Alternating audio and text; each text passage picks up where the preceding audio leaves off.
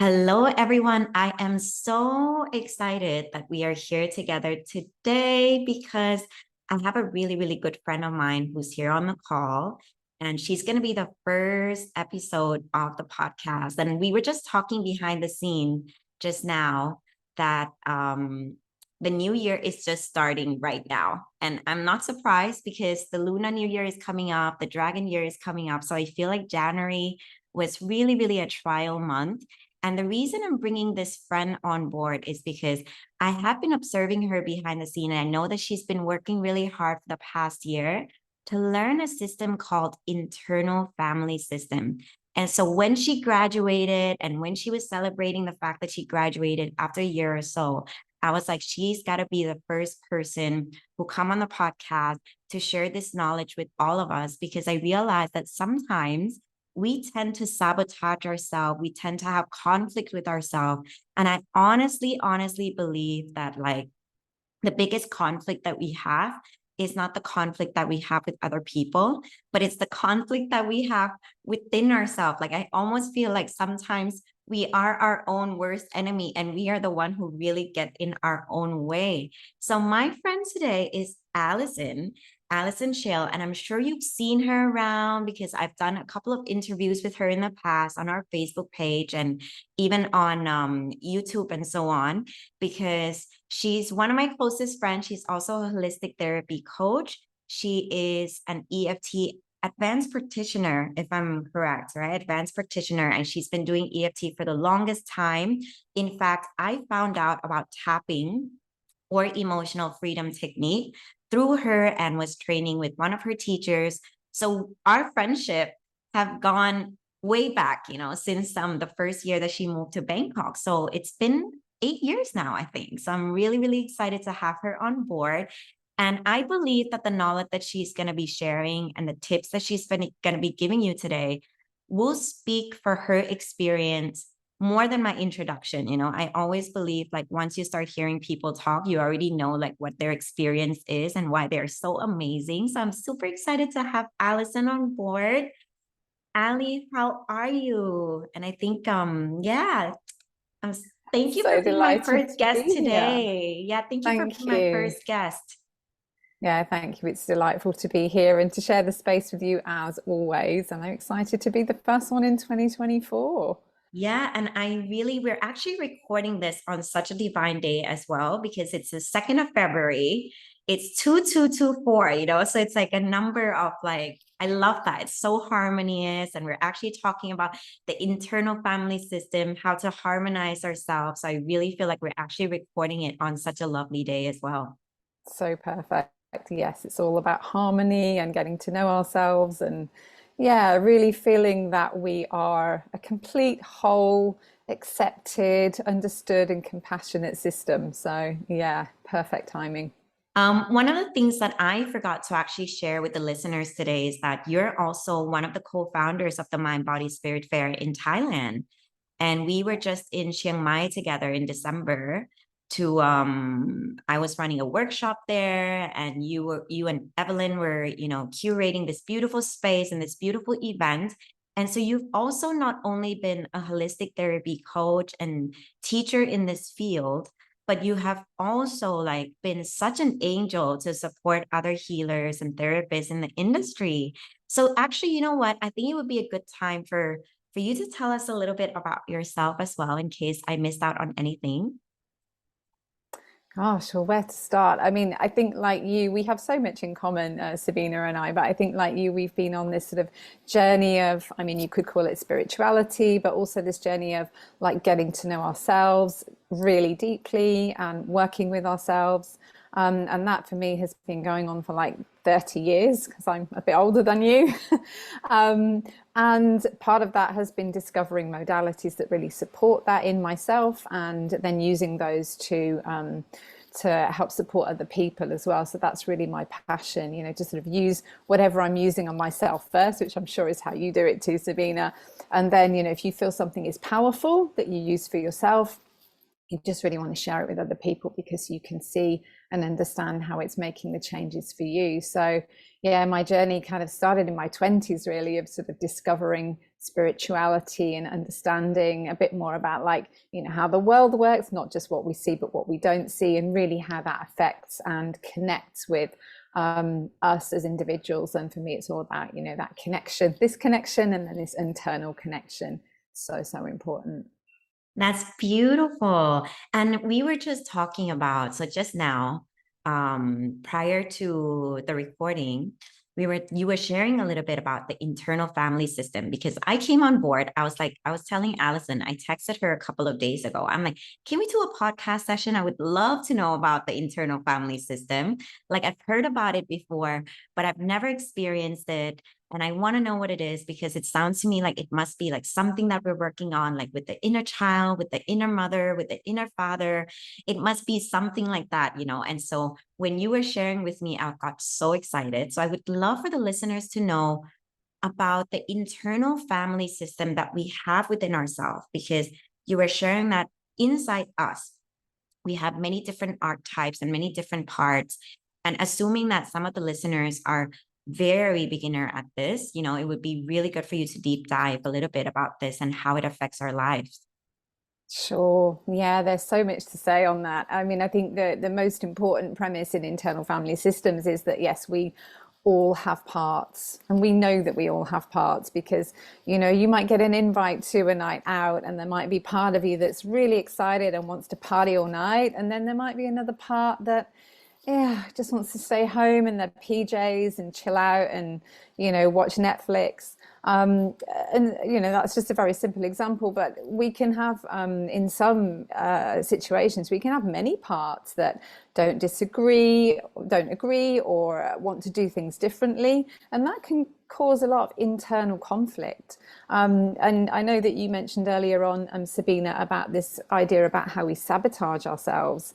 It's because one part wants to do something and another part really isn't sure for whatever reason. And it's usually about keeping us safe. These parts, usually their ultimate intention is to keep us safe. So even though one part is excited about doing a new job or doing a new project, another part is like, that doesn't feel very safe to me. And that's where the sabotage can come in. So the beauty of internal family systems, well, there's many beautiful parts of it. But part of it is this internal harmonization, that parts can work together in a way that is harmonious and that really brings out the best for you and in you. So that's a really important part of it. Getting to know the system and getting to know what goes on in you in certain situations is really important. And also not exiling any parts. Some parts we might feel a little less inclined to get to know than other parts, and some parts have been pushed away because maybe they're difficult to deal with.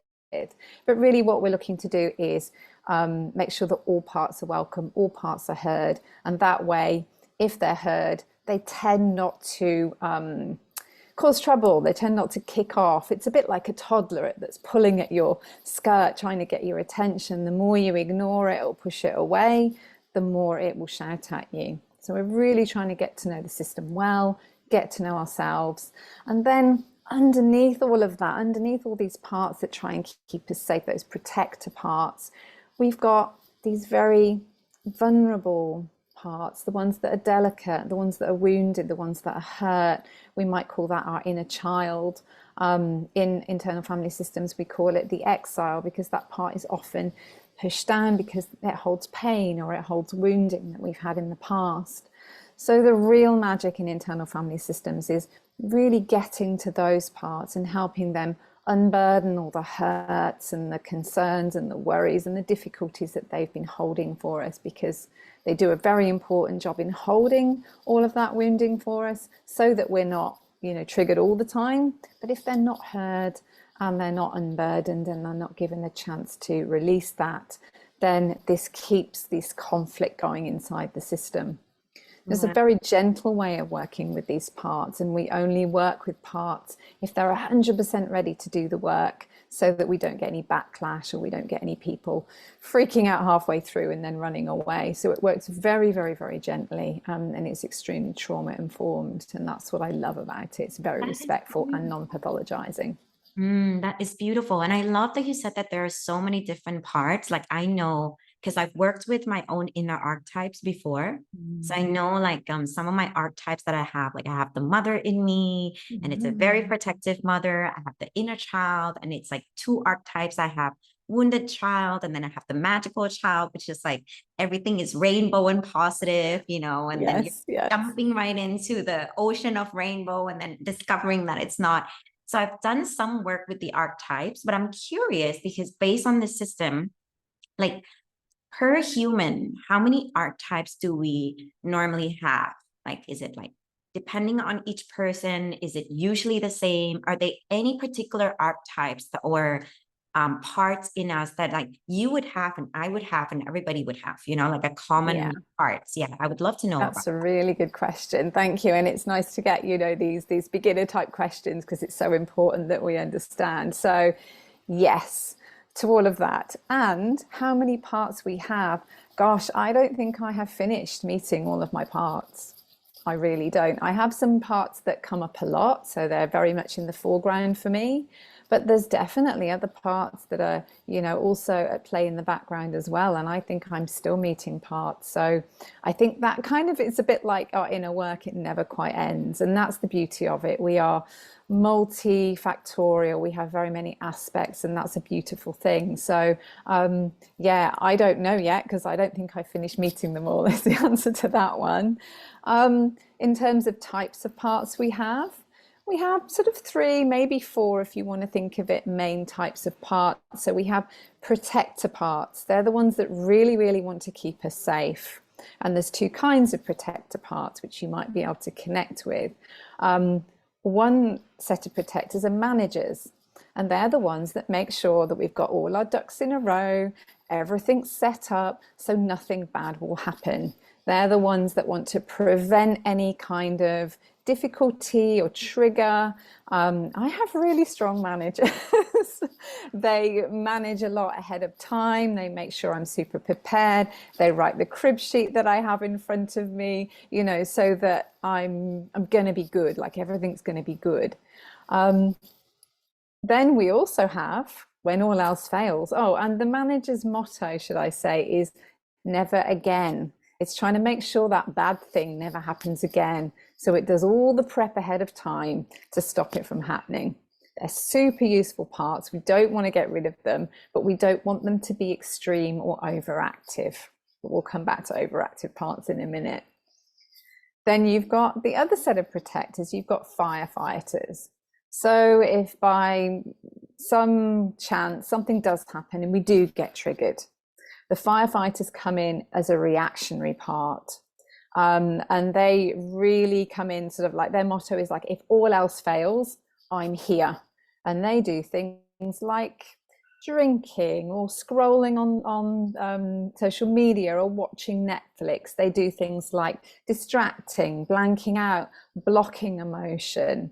They are really just trying to dull down any triggers that do actually come up. So they're quite reactive. So you know that it's a firefighter. If you've already been triggered and a behavior is starting, that's a firefighter because it's trying to block out the emotion that it doesn't want to feel. And this can be all kinds of things.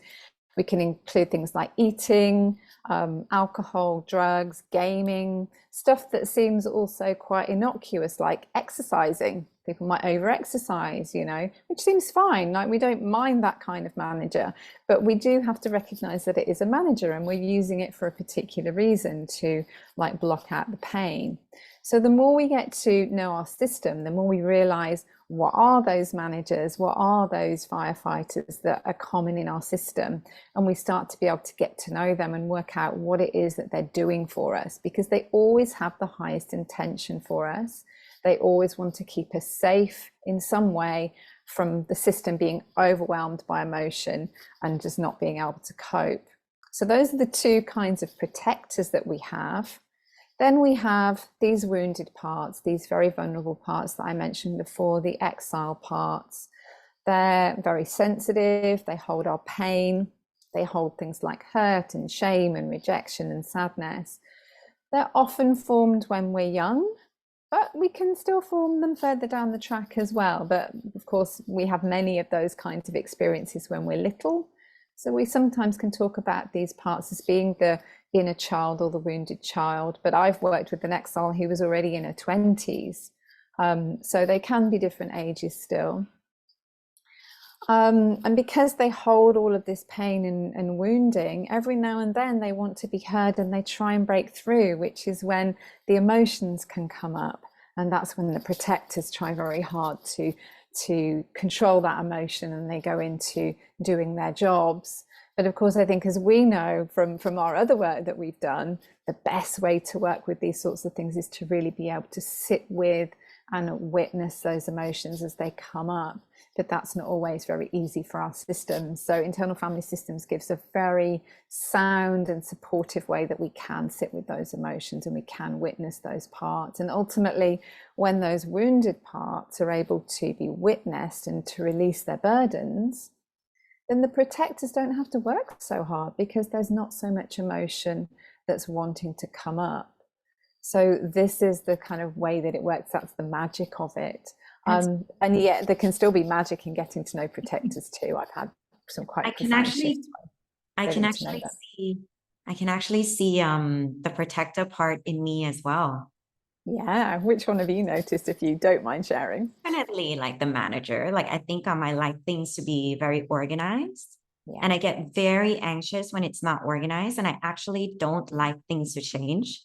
Like my internal core system is, I know I look like very flexible and I go to Europe and I'm like very flexible and like free spirit and things like that. But actually, like internally, my core system is I do take a lot of time to navigate changes, especially major changes in my life. Yeah. Because I like things to be like actually like safe and the same and predictable. Like unpredictable, but in the predictable space. I don't know how to explain it. Yeah, no, I understand that very much. I have managers like that too. And we would ask things like, how are you helping the system, and what do you do, and what's your biggest concern? And then we start to get to know, well, I don't like things when things change because I feel unsafe. Yeah. Oh. And then if we can offer them appreciation and witnessing and real understanding, so that they know that we really get them, it really offers a lot of softening to those managers. They're really happy to be witnessed. And there's another very important, and I won't call it a part, but another very important aspect in internal family systems, and this is self-energy. Self-energy. Self-energy. Yeah, self-energy is kind of the core of the system. We all have self-energy, even people who we might think are really difficult or whatever. Everybody has self-energy. And it's a little bit like our wise Buddha nature. And it has 8 characteristics so that we know it's self-energy. So if I can remember them: compassion, they're the 8 C's. Compassion, curiosity, calm, courage, clarity, confidence, creativity, and connectedness. And we know we're in self-energy when we can feel compassion towards somebody, or we can feel curiosity towards somebody or towards a part. And when parts recognize or are witnessed by self-energy, it really helps them to feel heard and accepted. So in the middle of everything is this beautiful self-energy, and that's the key to everything. If self-energy can witness and hear and accept and really understand each part of us, that has a profound healing effect. And I think I can feel that already. Wow. I can see like a shift in your energy when I was saying all of those things. Yeah. I really, really feel like this reminds me also of Michael Singer's work, and even Byron Katie's work, where they're always talking about like being the witness. And it's also reminding you and me of like when we were in our Vipassana retreat, because that's obviously what the silent retreat is all about, is like witnessing the thought and witnessing each part in us. And there are some parts. I'm curious though, because I notice myself, and I don't know if this is the part of the firefighter, where like whenever there's conflict, you tend to like avoid the problems, or like you need a little bit of space to protect yourself first before you actually go in and deal with it. So I'm Yeah, curious, like, because some people handle conflict so differently. So what part in absolutely. us is actually, because I'm assuming all parts is kind of working together to handle the conflict, but there might be like a particular part that is Yeah, the leader. absolutely. Yeah, very Yeah. well noticed. Yeah, so that sounds like it could be an avoidance part that Mhm. again wants to like keep us safe. It's not safe for me to be in the presence of this conflict. That if you've already got a trigger there, that would be a firefighter. If you're wary of the being a trigger and you're avoiding, that could be a manager. So it just Oh wow. depends. Are you already triggered or are you trying Mhm. to avoid a trigger? Okay. But yes, it can be I have a strong avoidance part too. I have a Me part that too. doesn't like conflict and will kind of tiptoe in the opposite direction. Yeah, Yeah. so Yeah. again, we get to know that part. We get to understand when does it have to come in, what's it trying to do, what's its worst fear, and which vulnerable part is it protecting? Because it's Yeah. protecting a part. So What's yeah, good to yeah. notice. What's really interesting is like because conflict is like a part of every relationship, like honestly a part of every relationship. And what I start to realize is that how we also handle our conflict is so related to our inner child as well, and how Yeah, our inner child grew up in a certain environment, how we yeah, absorbed all of that from our parents and how they were handling conflict. And like it's so absolutely. interesting that even like 40, 50 years past, we're still like adopting the inner child pattern. And it's like, when Yes. is this going to be over? Because it's like, like I was speaking to one friend who's also in the industry, and she's like, oh, babe, I've been working on my inner child for like 16 years. Yeah, You know, that's she said right. there's just so many different layers. And there's many of them, we don't just Yeah, have and one many inner of child or them. one exile. We have quite a few, and some of them Yeah, are holding the same burdens. yeah, And what struck me with what you're saying is what's so important is that they become frozen in time, these parts. They almost kind of get stuck. And unless we can go back and witness them and help them to let go of the things that they've been carrying, they'll just keep being there. And so part of the work can sometimes be updating, which can be really powerful with parts. You can just ask the part, do you know how old I am? And sometimes they're like, no. And you tell them, well, I'm 52 now, and they go, wow. And there's something in the updating that can be very powerful because they realize, well, if I'm now this age and I'm not that age anymore, do I need to keep that same pattern? Sometimes a little light can switch on for them. So the updating can be a really powerful technique that we use inside internal family systems because we have these. I always imagine some of these parts kind of being frozen in ice, like these prehistoric men where they can't move. oh, We want to thaw them and update them and bring them into the future and show them where we are yes. now and everything that we have. Yes, yes. That's actually very similar to what I do to my one-on-one clients. I would actually let them like show their inner child and tell their inner child like what they have now, and like Yeah, visualize their current home. And sometimes if I'm in their physical space, I would like literally let them imagine that they're with their inner child and walk around the house and like talk like, what do they have now? How old I am, and it's very, very absolutely. powerful because It's it's like you're powerful. seeing Yeah. you're seeing your life now. Because I think you're right. Sometimes we really do forget. And I'm turning 39, and sometimes like there are parts of me that forgets that I'm 39 and is still like, responding to certain triggers. Like I was 5, and it's good to be a witness. I think Mm, that's like what you said. Like once you're seated in that witness space, then you are able to see, okay, I'm actually responding to the situation from this part, and that might not necessarily be helpful, exactly. right? Yeah, you're really getting this. So Yeah, yeah. eventually we can start to speak for our parts instead of from our parts. You Mhm. know that you're speaking from a part when you're very angry or you're very in it, and you're being that part. What we're trying to do when we find more self energy is we're starting to unblend from that part so that we can speak for it. So now I can have a conversation with people who understand IFS and also with people who don't, because the language works quite well, and say, I have a part that got really scared when you said that. Yeah. And for Yeah. some people that lands quite well because they don't like, oh, you made me frightened when you did that, or you made me angry when you did that. But to Mhm. use the kind of languaging that says, I have a part that feels angry about that.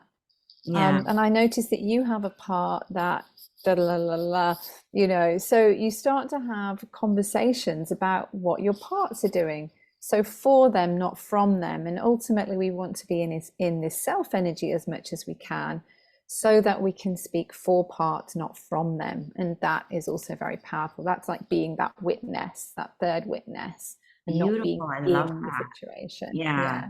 So Yeah. unblending, we call that in IFS, is not being blended with the part and speaking from it, being unblended and speaking for it. And Mm. parts really want to be heard. They really want to be spoken for.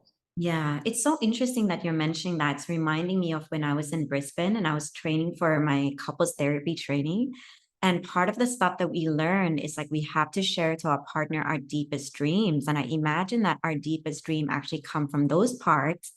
And it's so interesting because it is our dreams actually that also causes a lot of conflict in relationship because our partner might not share those same dreams.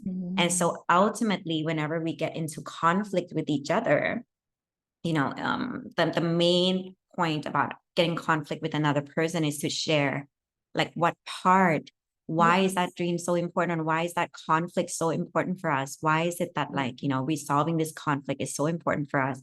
And oftentimes people will have to start linking back to some of their past experiences, because I Yeah. don't know if this is the same in internal family system, but I feel like we also adopt and learn and develop those personality or parts through our life experiences. Like maybe you adopted how to be a mother because when you were young, you had to take care of your little brother, or you adopted the archetype of a rescuer because you had to rescue your mom, or you have to constantly rescue people. So Absolutely. I'm not sure if the internal Yeah, that's family system. exactly how it works. So, in my story, my brother was very sick when I was young, and so I became the caregiver Yeah. because that's the way I was going to get attention, to be the caregiver for both my parents and for my brother, because I felt less time for me because they were very focused on him. And so, to get the love and the attention that I wanted, the caregiver role was very easy for me. And so that's one of my parts. I have a very strong caregiver part that will kick in quite quickly, and it thinks that that will help it to get connection. And Yes. yes, it will, but Yeah. also it doesn't have to be just that helps me get connection. I could actually connect from self, and that Yeah. would give me good connection. Yeah. So you're exactly right. Our experiences and our woundings, if you like, are what can bring on these protector parts. Because the Mhm. caregiver is a protector part, it was trying to keep that part in a place where it would receive love, it would receive recognition, and it would have a place, it would have a belonging in the family. So then that caregiver part is, really core to me because it tells me this is how I get belonging.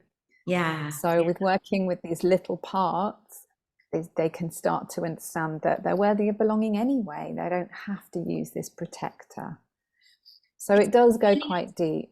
yeah, like just finding a different way to navigate the relationship, isn't it? Because sometimes like I'm a strong rescuer because when I was growing up, I had to rescue my mom, Yeah. and so I hate conflicts because I grew up with so many conflicts, right? So I actually don't like conflict. I want to make everybody happy, but then I realized that is very unhealthy. It's a very unhealthy way of Absolutely. getting love and receiving love. And so over the years, I really learned how to like be the witness of those parts and be the witness of not being the pleaser, because I realized like that was my inner child or wounded parts way of connecting with people. Yeah.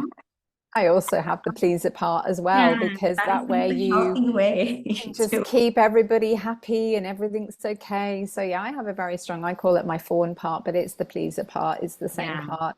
I yeah, also have that too. Um, and I don't want to demonize that part. I don't want to shove it in a cupboard and tell it it's bad. mm, What I want to do is understand what it does, how it does it, and I want to understand why it does it. And that brings me to the part that it's protecting, this very vulnerable part. Wow. Thank you, Ali. So I'm curious because I know we have quite a limited time, but is there any tools that you can share to the listeners? And I'll let you decide whether you want to do like a little question inquiry. Is it going to be inquiry? Is it going to be a meditation? But I would really love for people to have an experience or something that they can actually take back to harmonize some of those parts, even if it's like the gentlest, the most minor way, because I feel like it's I do this podcast because I really want to help people. I feel like our time on earth is very short. And I also see people like you know, that have so much gifts to share. And it's like I just want to provide the space for people to know about what you do and for people to know that there are ways for them to heal themselves. And I'm also aware that like having been doing this for since 2015 full time and started this work in 2013, so like 11 years ago, I know that there are people who are so scared to actually take the step to like pay for a session, or sometimes they pay and they never show up because it's really scary to be courageous, Yeah, you know? that's the protector part that Yeah, stops it's them really going hard because to it's a bit open up. scared. Yeah, it So is I scary recognize to open that. up and to be like, let's work through this trauma. So I always appreciate people who like took that step and come and see me. It's like I'm so grateful. But having said this, it doesn't mean that there's no right or wrong, you know. So I really want to make sure that no matter whether you're ready to take the one-on-one step or not, I just want to offer it to somebody so that they can like be in the comfort of their own space and still have this opportunity to harmonize their part, you know? Yeah, So it would be so absolutely. nice if you can like give a tool or something, because that would be so Mm. cool for Well, everybody to have. we could definitely do a little meditation and perhaps get to know one of our protectors. How would that be? Yeah, I think that would be lovely. So I'll let you Yeah, take the lead. I'm gonna yeah. experience this with you. So we've talked a little bit about what protectors do. They try to keep us safe, trying to help us manage in some way. So, there may be something that you're bringing to mind at the moment, there may not be, but just have a little bit of think about, what is it in your life? What happens in your life where this part comes in to protect you? Just is there some way that you've noticed a part that holds you back, maybe, or that over prepares, or maybe avoids? Yeah, and I noticed that Sabina's closed her eyes already. So that's an invitation to everybody here just to close your eyes and begin to just sit with those invitations to any parts that might be coming up. And just connecting inside. And we're really offering an open space, a gentle and open invitation to any parts inside that might be stepping forward, that might have something to say.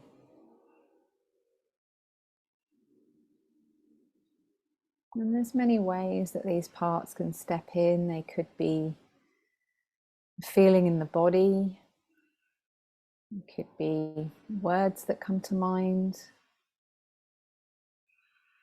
there could be a sense of an image or a colour. So really just giving some space, noticing whatever's stepping forward. It could be a part that helps you manage in some way, or a part that comes in when you get triggered. Maybe you can think of something that happened recently where you were triggered. Let's just notice what's here.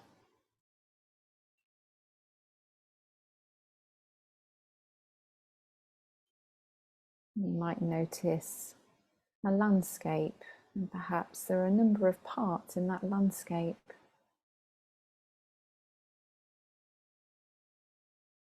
And just as you're looking at that landscape, maybe there's a part that might be stepping forward that's holding a bit more energy than the other parts. It could be related to an emotion or a behavior or a way that you do things. Whatever it is, allow it to step forward and just allow it some space if you can.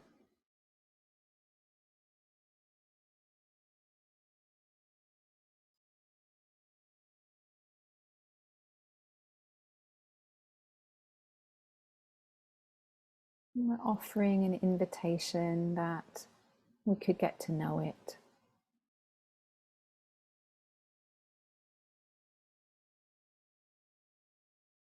And just noticing where you feel this part in or around your body.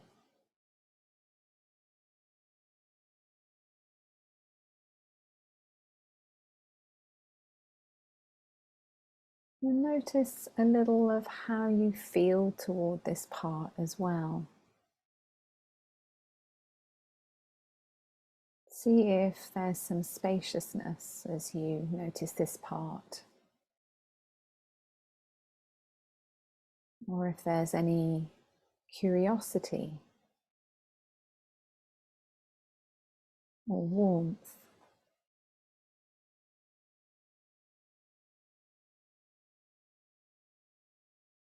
And if you don't find that, that's okay. Just ask the part that isn't feeling open if it would mind just giving a little bit of space so that you can get to know this first one.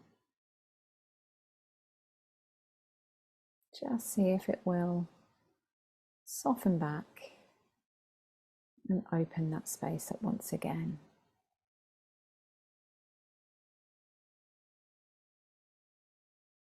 And we can keep asking for space from any other parts that want to come in, letting them know that we see them there and that we will come to them.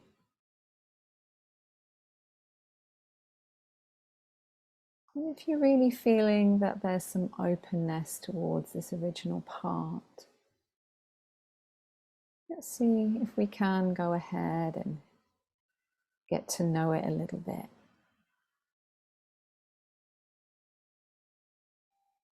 Maybe noticing any sensations that it's giving you, any qualities. Maybe there's some impulse, or an image. Perhaps there are words.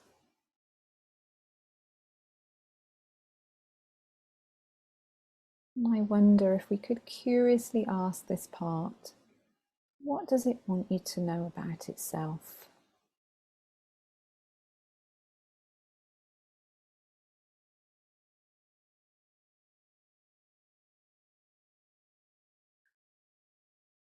What has it been trying to do for you? Let it know that you're really here to listen and to understand what it does and how it does it. And the part will know.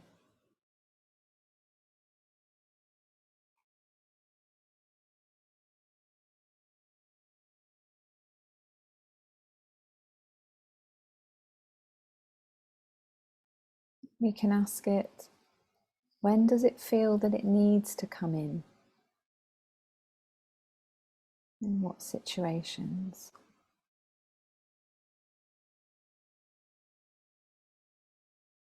And just really listening for the answers that it's giving you with curiosity.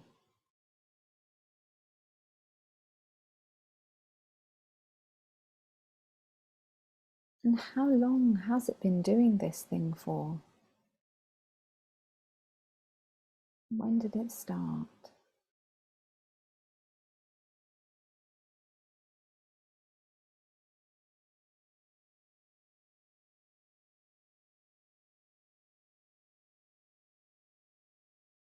As it's giving you these answers,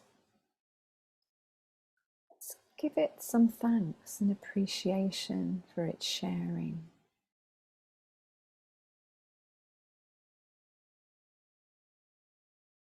We might also want to give it some appreciation for all the work it's been doing and in all the ways that it has kept you safe.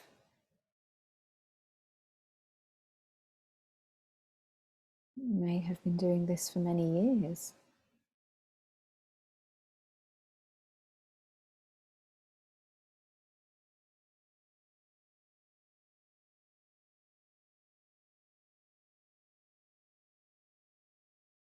And as it lets you know a little bit more about itself, really let it know that you hear it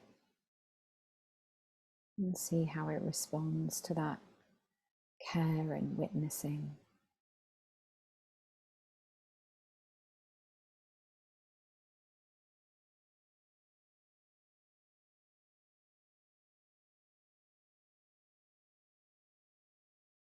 You can ask it to let us know how hard it's been working. And does it like what it does?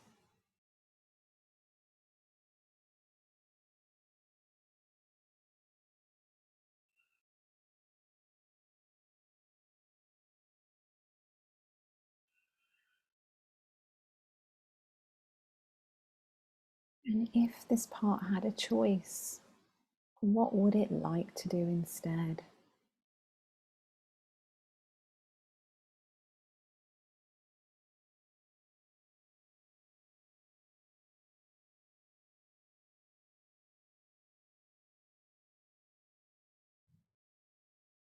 And letting it know that in a moment we will close the meditation, but perhaps there can be a thank you, an appreciation, and perhaps let it know that there could be an opportunity to come back to it and connect again.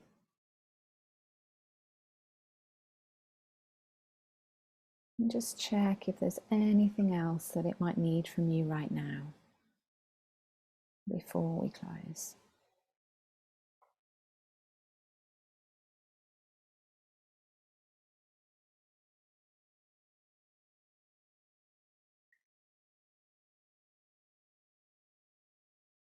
And then as we begin to close, just thank it once more for being here with you. And thank all those other parts that came in, that gave space, that witnessed, all the other ones in the landscape that you know are there. Just acknowledging those ones too.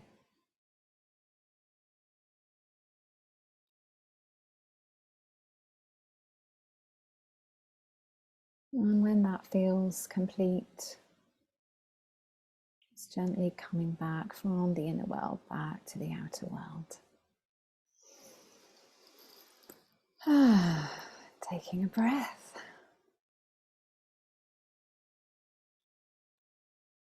Wow, thank you, Ali. That was beautiful. How are you? How is your part? I really noticed the avoidant part that was coming up, and the message that I heard was like, I'm just trying to protect you. Yeah. And then in the end, it was like what would it want to do differently, which is to have the courage to face the conflict, you know? Then I also noticed the other part, which is so interesting because I could sense like the avoidant on my left side. Could you? And Yeah. like the right side was like the manager who was like trying to fix everything and make sure everybody's happy. But it's not really the pleaser, but it's more like the manager who's just trying to fix things. And then with the message from the manager, it was more like, I don't have to do everything, and people can also manage their own life. I love Yeah. that. And so in the end, it was more about me just coming back to like sit and be the witness of it all and being safe. in not reacting, Yeah. just being here and admitting that you really cannot satisfy everybody, and that in order for the avoidant part to really be the courageous avoidant, I don't Mm, know if that's a word, but like to be more courageous, it's to really yeah. be in the center. So when you're at the center, then you'll be able to communicate more freely. Yeah. And I think that's very relevant to my current situation right now. So I feel like that was very helpful for me. So important. And I love how you can sense them on different sides of you. That's how I experience my parts as well. Like they're on Yeah. a landscape and I see Yeah. them. Yeah. Yeah, And and I love what you were saying about this being in the center, because this is what we would call in IFS being self-led, yeah. being led from this beautiful, wise, peaceful, witnessing place. Yeah. Yeah. And I think that's like a journey, the more I learn and the more I develop myself and the more I practice. I don't know if you also feel the same. I almost feel like every technique that I dive deep and deeper and deeper, it's essentially leading us back to the core. It's like coming back home to yourself and being the witness of this experience and not being attached to everything that is on the outside, because it's so easy for us to get lost. We want things to be perfect and we want things to be in order and we want people to respond to us for a different way. We want everybody to be happy and we want this to work out this way. But then it's not Yeah. necessarily that way, is it? Like, I mean, it's our parts that get attached, yeah, and the self is far less. The self doesn't need that attachment. It is much happier to witness and just to really be. And one of the questions I often ask is, when I'm in a part, what would self do? What would self do now? And that's that really helps me to beautiful. unblend from those Wow. parts and really come back to that. I can't always answer that, but it's an invitation. It's Mm. definitely, I love that question. That's such a beautiful question. And I hope that everybody can actually start applying and basically coming back to those 8 seeds, isn't it? Like, practicing yes. compassion to others and ourselves, being a little bit more courageous every day. Hmm. And just sometimes I do notice, like, oh my God, I'm really scared of saying that. And then I realize if I don't say it, I'm going to actually get really anxious and I'm going to think about that all day. So I Yeah. might as well be a little bit more courageous and actually say the truth out loud in the kindest possible way, even if it's like 1% or 2%, and just Yeah. taking tiny And steps every day. yeah, tiny steps. And then we watch for other parts that maybe don't like it and we get to Yes. know them as well. So, Yes. there's always, if there's one very extreme part, there's often another one who wants to push just as hard. So we want to get to know them both. And sometimes we sit them around a conference table and they can work it out between them as well with self-mediating. So yeah, Yeah. it's a fascinating world in there. Yes, this is beautiful. And I'm so glad that I got to experience that with you on this Friday. And I hope that everybody who's listening on the call, that you got to experience something, and you're very welcome to share that with us. You can DM me on the Instagram page at Journey with Sabina. If you have any more further question, you can also ask. And I know that Alison also prepped something very beautiful to offer you for anybody who's based in Bangkok. I don't know if internal family system, could you do them online as well, I Ali? do most of it online actually. So Oh, anyone from perfect. So anywhere, actually. Yeah. anyone from anywhere. I know that Alison really wanted to offer you a very special gift. And yes, for the Journey to Love with Sabina podcast listeners. So Ali, go ahead. What gifts do you have for us today? Well, I'm also going to throw these in as well because I just saw them. Well, these, because who doesn't need an affirmation? But they support internal family systems therapy. So a box of those for nothing, for free, and also half price session for IFS just to experience some of your parts. We can do some parts mapping. If you have parts that are worried about going too deep, we never go too deep too quickly. We're always very respectful of parts. So we could just map some parts, whatever you want to do. But certainly what I'm offering is a half price session just to experience at the very least, a few parts, get to know a few of them and map out some of the parts for particular situations that you might be in, or relationships that you might be in, or whatever you want to do. So I just want to be there to be your supporter. And yeah. Is there any expiry date to this half pie session? Just then Well, we. I think, I know that some protectors procrastinate. So we can give you a year. We can Okay, give you a wow, beautiful. So for all the listeners who are listening to this right now, we're recording this on the 2nd of February, 2024. So the half price session is valid until 2nd of February, 2025. Okay. Yeah. So And if we're you throwing want these for to, and then you that also session. get, because some people might be listening to this on Spotify, but Alison created these beautiful affirmation cards. I also have a deck at home. And so she's also going to throw in that affirmation cards for you for free. So you'll be able to receive them as well. And you'll have that handy for when you're practicing your yoga, doing your meditation daily. You can use them for the rest of your life. I got these cards about 7 years ago, I think, and I still have them in my little healing space. It's there with all of my oracle cards, and they're beautifully made. So Ali is one of the kindest and most reliable therapists that I know. In fact, whenever I need like a deeper session, or whenever I need a Reiki session, or I need therapy session, she's one of my go-to person. And so I only invite people that I truly, truly trust onto the podcast. So I really want people to know that she's reliable, she's trauma informed, she's one of the best women that I know as a friend and as a mother and as a healer. And so I really hope that you'll get to experience this with her.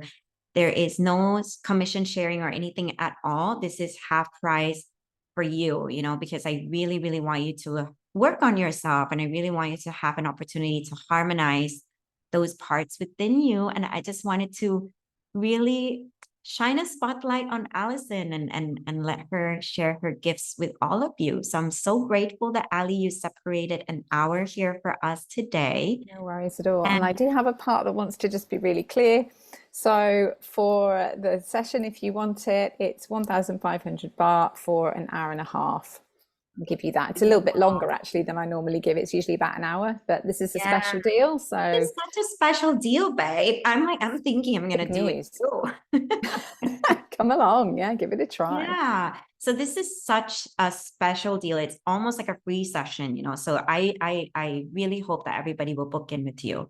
And I know for sure that me and Alison are going to be doing another podcast, because there's so many things that we can actually talk about, and so many things that I know that she can share with you, including like parenting tips and so on and so forth. So do follow. I know that you have your own Instagram as well, isn't it? Shine Holistic Therapy. That's correct. Yeah. So it's at Shine Holistic Therapy. And I'm going to include that also in the Spotify links, so that you can find ways to contact Alison directly. Yeah. And also Facebook, because And I'm a bit Facebook. older. I'm Yeah. Yeah. I'm a So bit of a newbie to I will Instagram, definitely but I'm good include, on Facebook. yes, I'm going to include all the relevant links on YouTube and Perfect. Spotify for everybody to get in touch. And I just wanted to ask everyone who's listening, if you find this podcast episode like really, really helpful, if you could click 5-star rating for us, I would be so grateful, because I just realized that that option is available on Spotify, and it helps the show to rank higher. And it'll also give me a little bit of motivation, to bring in more people onto the show. So if you could be so kind to click a rating, I would be very, very grateful. And obviously, click subscribe, click follow, so that you can listen to further, because I do have some other people in line for the interview. So keep in touch with Journey to Love, the podcast. And I just want to give an air hug to Alison. Oh, Lots of hugs to you and your hearts. parts. Oh, thank Lots you of so love. much for today. Thank you, everybody, for listening. And we'll see you on the next week. Bye. Bye bye.